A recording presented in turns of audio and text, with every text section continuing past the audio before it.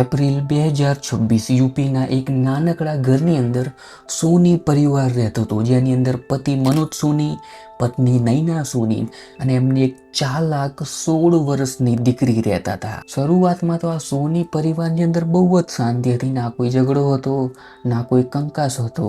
પિતા મનોજ સોનીનું સપનું હતું કે એમની એક ને એક દીકરી જે 16 વર્ષની છે એ ભણી ગણીને ડૉક્ટર બને.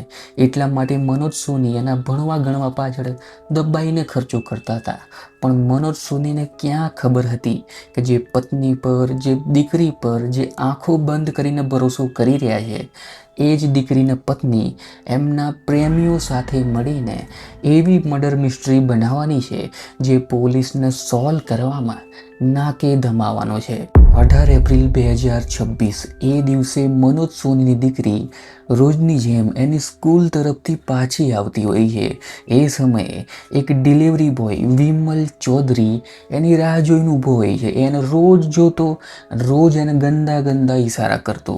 આ રોજના ઈશારાઓના લીધે આ 16 વર્ષની દીકરી 22 વર્ષના ડિલિવરી બોયના પ્રેમમાં પડી જાય છે. એ કોઈ વાર ફરવા લઈ જતો તો કોઈ વાર ગિફ્ટો આપતો. આ બંનેના પ્રેમની વાત પહેલાં તો કોઈને ખબર નહોતી.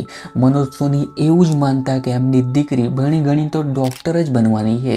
એમને ખબર નહોતી. પણ અચાનકથી મનોજ સોની નોટિસ કરવાનું ચાલુ કરે છે કે એમની દીકરી સ્કૂલથી જેવી જ ઘરે આવે છે એ આખો દિવસ એના ફોન પર લાગેલી હોય છે, ચેટિંગ કરી રહી હોય છે, યા કોઈ માણસ જોડે વાતો કરી રહી હોય છે. આ શકને દૂર કરવા માટે મનોજ સોની ચોરી છૂપકે એનો પીછો કરવાનો ચાલુ કરે છે. ત્યારે મનોજ સોનીને ખબર પડી જાય છે કે એમની દીકરી એક ડિલિવરી બોય વિમલ ચૌધરીના પ્રેમમાં પડી ગઈ છે. જેવી જ આ વાત ખબર પડે છે, મનોજ સોની એમની દીકરીને સમજાવે છે કે તું અત્યારે માત્ર 16 વર્ષની છું, તારે ભણવા ગણવાનું કરવું જોઈએ, આમાં પડવાની જરૂર નથી. જો મને બીજી વાર આ વાત મળી તો તારું સ્કૂલ જવાનું જ બંધ કરાવી દઈશ. આ બધું જ મનોજ સોની એમની દીકરીને સમજાવવા માટે કહી રહ્યા હતા.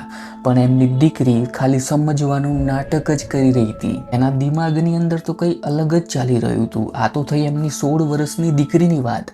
જો મનોજ સોનીની પત્ની નૈના સોનીની વાત કરીએ તો એ પણ એના પ્રેમી સાથે વાત કરતી હતી. આ એક જ ઘરની અંદર મા અને દીકરી અલગ અલગ પ્રેમી બનાવી દીધા હતા. આવી દીકરી અને પત્નીની રોજની કરતૂતો જોઈને મનોજ સોની આ બંનેને બહુ સમજાવતા કે તમે આ બધા ધંધા કરવાના છોડી દો. પણ આ બંને માનવા તૈયાર હતા નહીં.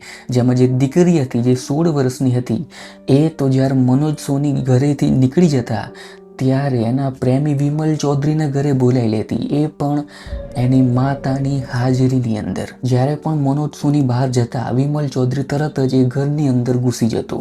પણ અચાનકથી એક દિવસ મનોજ સોનીએ આ બંને દીકરી અને એના પ્રેમીને રંગે હાથો પોતાના જ ઘરની અંદર પકડી લીધા.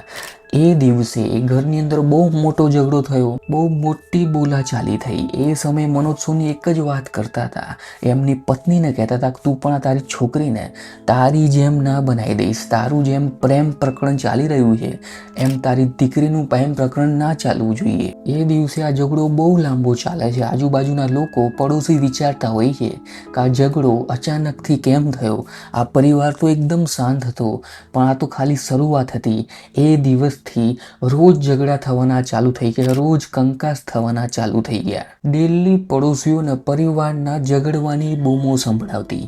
આ બધું 3 થી 4 મહિના સુધી ચાલતું ગયું. પણ અચાનકથી પડોશી નોટિસ કરે છે કે આ મનોજ સોની ક્યાંક ગાયબ થઈ ગયો છે. એ ઘરે આવતો જ નથી, ખાલી માં અને દીકરી જ બચ્યા છે. ત્યારે પડોશી પૂછતા હોય છે નૈના સોનીને કે તમારા પતિ મનોજ સોની ક્યાં ગયા. ત્યારે નૈના સોની જવાબ આપતી હોય છે કે અચાનકથી ગાયબ થઈ ગયા છે, મને કંઈ જ ખબર નથી. મેં ગોવિંદનગર પોલીસ સ્ટેશન જઈને એક મિસિંગ રિપોર્ટ પણ લખાઈ દીધી છે.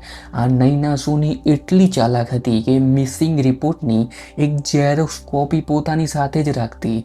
જો કોઈ રિલેટિવ પૂછતો યા કોઈ પડોશી પૂછતો તો એ તરત આ મિસિંગ રિપોર્ટ દેખાડી દેતી, જેનાથી એના પર કોઈને શક ના જાય. પણ જ્યારે આ મનોજ સોનીની વાત ઉડતી ઉડતી એમના ભાઈને ખબર પડી તો એમના ભાઈએ પહેલાં જ નૈના સોની જોડે વાત કરી. નૈના સોનીએ તરત મિસિંગ રિપોર્ટની કોપી દેખાડી દીધી. એ સમયે એમના ભાઈ ફટાફટ ગોવિંદનગર પોલીસ સ્ટેશન પહોંચી ગયા. ત્યાં જઈને એમને બહુ મોટો ઝટકો મળ્યો, કારણ કે પોલીસ ઓફિસરે કીધું કે એમની પત્ની નૈના સોનીએ બીજા દિવસ જ આ કેસ ક્લોઝ કરાવી દીધો હતો. આ મિસિંગ રિપોર્ટ બંધ કરાવી દીધી હતી. અમે કોઈ મનોજ સોનીને હવે શોધતા જ નથી. એ સમયે એમના ભાઈ સમજી જાય છે કે આ નૈના સોનીનો જ હાથ છે મનોજ સોનીના ગુમ થવા પાછળ. એ ફરીથી મિસિંગ રિપોર્ટ લખાવે છે અને પહેલું જ નામ આ નૈના સોનીનું લખાવે છે. પોલીસ ફટાફટ નૈના સોનીની પૂછપરછ કરે છે, પણ પોલીસને કંઈ જ હાથમાં આવતું નથી. ત્યારે પોલીસ સમજી જાય છે કે આ નૈના સોની એનું મોં નહીં ખોલે. આને આપણે રોજ ટોર્ચર કરીશું, પૂછપરછ કરીશું તો જ આ એનું મોં ખોલશે. પોલીસ રોજ એને પોલીસ સ્ટેશન બોલાવતી હતી, પણ એ મોં ખોલવા તૈયાર હતી નહીં. આ રોજની પૂછપરછના લીધે નૈના સોની એટલી કંટાળી જાય છે કે એની દીકરી સાથે આ ઘર છોડીને જ ભાગી જાય છે. એ ક્યાં ગઈ કોઈને ખબર નહીં. આનું એક અજીબ વસ્તુ પણ આ બંને માં દીકરી કરે છે કે આ ઘરની ઉપર લખીને ભાગી જાય છે કે આ ઘર બિકાઉ છે. અહીંયા ગોવિંદનગર પોલીસ પણ થોડા જ દિવસો આ માં દીકરીની શોધમાં લાગી રહે છે. પછી એ બીજા કેસ પર પોતાનું ધ્યાન આપવાનું ચાલુ કરે છે. જે નૈના સોનીને પોલીસ શોધી રહી હતી એ નૈના સોની એના પિતાના ઘેર સંતાઈને બેઠી હતી. એના પિતા પણ રોજ એને પૂછતા કે તે મનોજ સોની જોડે એવું તો શું કર્યું, એ ક્યાંય મળતો નથી, ગાયબ થઈ ગયો છે. તને જો એના વિશે કંઈ પણ ખબર હોય તો તું મને કહી શકું છું, હું કોઈને નહીં કહું. આ વાત સાંભળીને નૈના સોનીને ભરોસો થઈ જાય છે કે એના ખુદના પિતા છે, એ કોઈને આ વાત કરે નહીં. તો એ આખી વાત કરી નાખે છે. એ કહેતી હોય છે કે 18 એપ્રિલના દિવસે અમે મનોજ સોનીને પહેલાં ઝેરી દૂધ પીવડાવ્યું, પછી મેં મારા બોયફ્રેન્ડ અને મારી દીકરી સાથે એના માથા પર લોખંડના રોડથી માર્યું, એનું માથું એકદમ ટીચી નાખ્યું. જેવી જ એની મોત થઈ ગઈ પછી અમે ત્રણેય જણા એની લાશ લઈને ગંગાના કિનારે જતા રહ્યા. ત્યાં અડધી રાત્રે ઘનઘોર રાત્રે અમે એને સળગાવી દીધો. પછી એના બચેલા અવશેષ ગંગાના કિનારે જ દાટી દીધા. આ વાત સાંભળીને નૈનાના પિતા પૂછે છે કે આવું કેમ કરવાની જરૂર પડી, કારણ શું હતું, કેમ તે આ મનોજ સોનીને રસ્તા પરથી હટાવી દીધો. એ સમયે એમની દીકરી ખુદ એમને કહેતી હોય છે કે અમારા પ્રેમ સંબંધો ચાલતા હતા જે મનોજ સોનીને બિલકુલ પસંદ નહોતા, એટલે મેં એને રસ્તા પરથી હટાવી દીધું. તમે આ વાત કોઈને કરતા નહીં. પણ આ પિતા આ વાત ઘરની અંદર જ દબાઈ નથી રાખતા.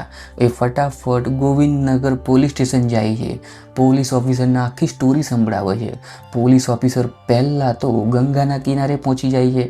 ત્યાં શોધવાનું ચાલુ કરે છે, ખોદકામ કરવાનું ચાલુ કરે છે, પણ પાણીના સ્તરના લીધે ત્યાં મનોજ સોનીના કોઈ અવશેષ મળ્યા નથી. પરિવારની એક જ માંગ છે કે અમને અવશેષ આપી દો, અમારે અંતિમ વિધિ કરવી છે, અંતિમ સંસ્કાર કરવા છે, પણ કોઈ અવશેષ મળ્યા નથી.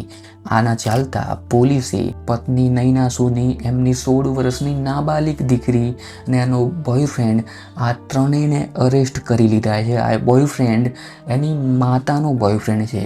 આ દીકરીના બોયફ્રેન્ડની કોઈ ઇન્વોલ્વમેન્ટ આ મર્ડરની અંદર અત્યાર સુધી બહાર આવી નથી. આ કેસની અંદર જે દીકરી છે, જે માત્ર 16 વર્ષની છે, એટલે નાબાલિગ થઈ, એટલે એના પર જે કાર્યવાહી થશે એ જુવેનાઇલ પર થશે. એને જેલ નહીં જવું પડે, એને જુવેનાઇલ હોમમાં જવું પડશે. અને રહી વાત એની માતાની ને એના બોયફ્રેન્ડની, તો એ બે તો સીધા જેલમાં જશે. પણ જ્યાં સુધી લાશ નહીં મળે ત્યાં સુધી આ કેસ મજબૂત નથી. આ કોર્ટની અંદર આ કેસ એકદમ દમ તોડી દેશે. તો આ હતી મથુરાની સાયકો માં અને સાયકો દીકરી. જો આ કેસ પસંદ આવ્યો હોય તો આવો જ એક બીજો કેસ બનાવ્યો છે, જેમાં રાજકોટમાં રહેતો પિયુષ ઠક્કર કેવી રીતે એક મોબાઈલ ફોનથી લાલચમાં આવી જાય છે અને જંગલની અંદર ઘૂસી જાય છે અને એનું મર્ડર થઈ જાય છે. કેવી રીતે પોલીસ આ ટ્વિસ્ટેડ કેસને સોલ્વ કરે છે, તમે આખો વિડીયો અહીંયા ક્લિક કરીને જોઈ શકો છો. ત્યાં સુધી હું મળીશ તમને આવા જ વિડીયો સાથે. આ વિડીયોને લાઈક જરૂરથી કરજો. તમારા વિચાર શું છે એ કોમેન્ટમાં જરૂર લખજો. હું મળીશ આવા જ વિડીયો સાથે. Thanks for watching.